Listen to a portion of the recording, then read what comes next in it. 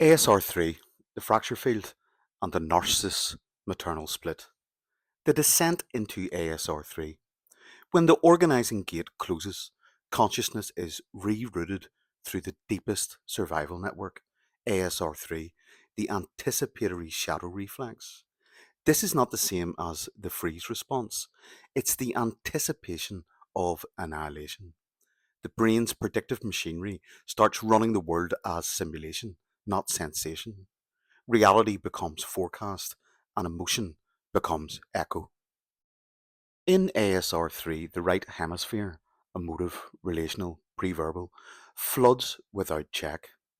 The ventromedial prefrontal cortex goes offline, and the basal ganglia, the ancient motor rhythm center, takes over symbolic processing.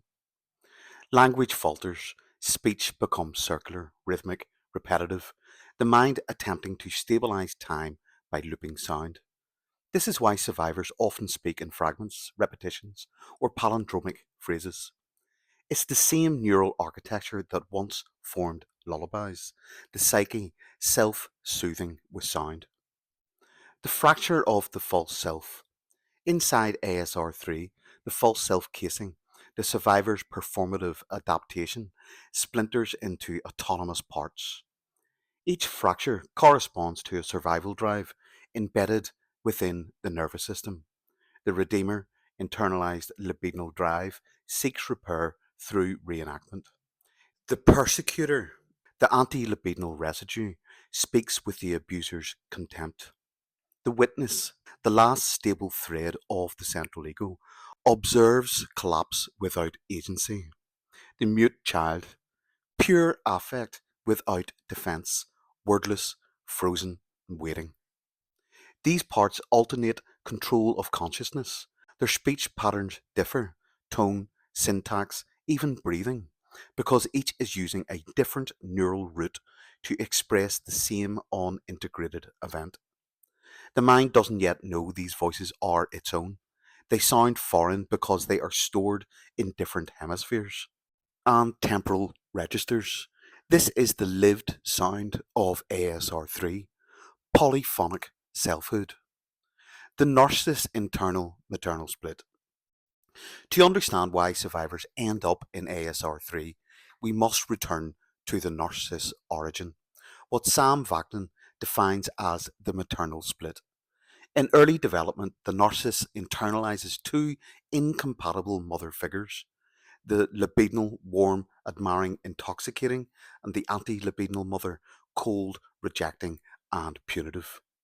The child cannot hold both. Unable to integrate, the psyche divides the maternal object into ideal and persecutory halves. That split becomes the blueprint of their adult relationships. They seek partners to play both mothers at once, to adore and to reject them. This is the shared fantasy structure. Their speech reveals the split. Vaknin notes rhythmic contradictions, abrupt pronoun shifts from I to you, from we to they, self referential loops, and mirror syntax where the sentence devours itself. It's not rhetorical style, it's structure. The grammar mirrors the maternal split. Every statement both seduces and negates. The transfer of the split. In the relationship, the narcissist exports this internal division to the partner. The partner becomes the external stage on which the libidinal and anti libidinal mothers battle. The survivor's gate begins to flicker between idealization and devaluation, the nervous system mirroring the narcissist's internal war.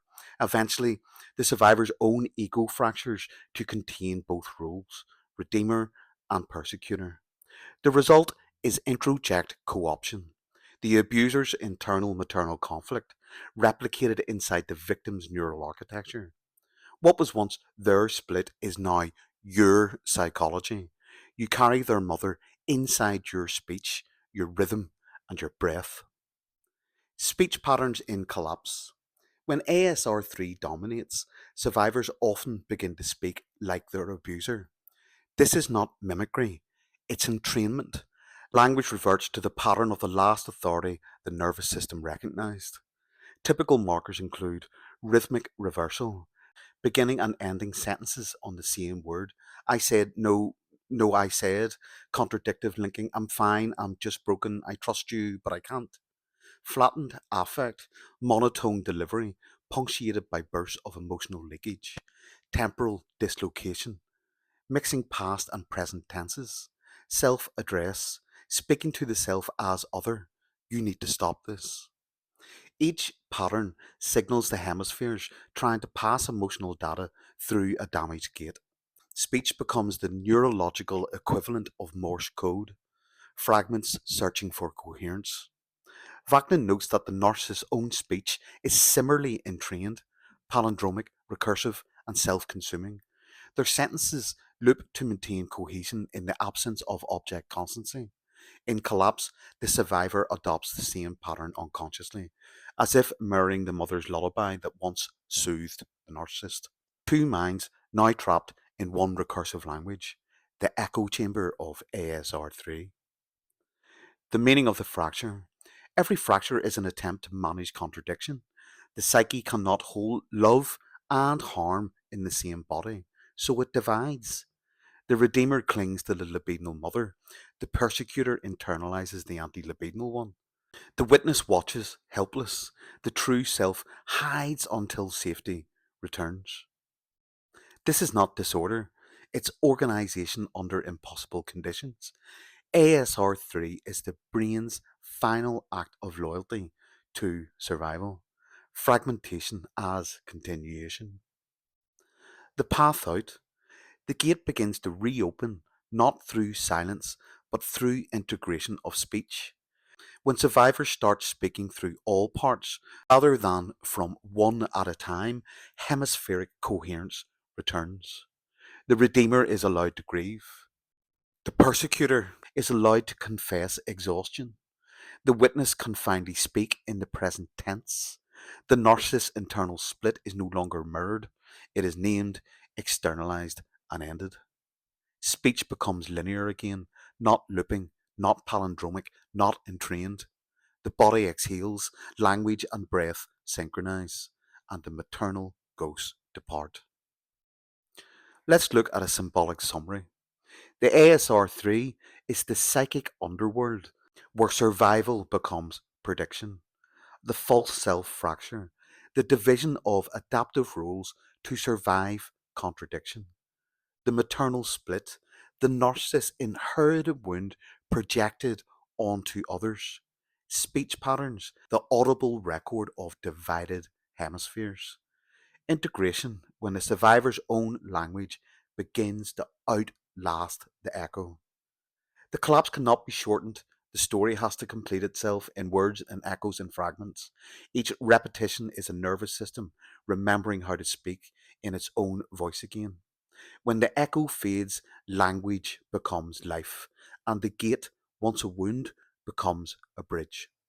Peace out. Loads of love.